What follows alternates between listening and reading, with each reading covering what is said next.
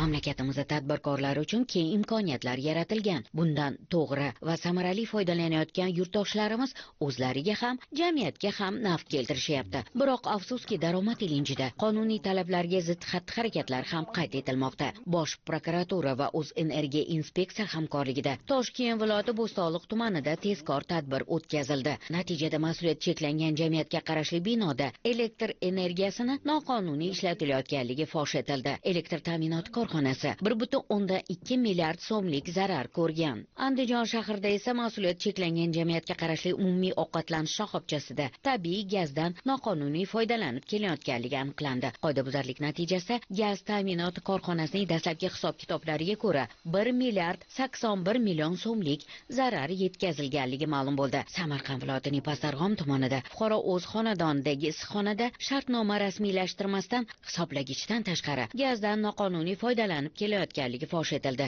Gaz ta'minoti korxonasiga 1 milliard 239 million so'mlik zarar yetkazilganligi aniqlandi. Hozirda yuqorida qayd etilgan barcha holatlar bo'yicha huquqni muhofaza qilish organlari tomonidan tergov surishtiruv ishlari olib borilyapti.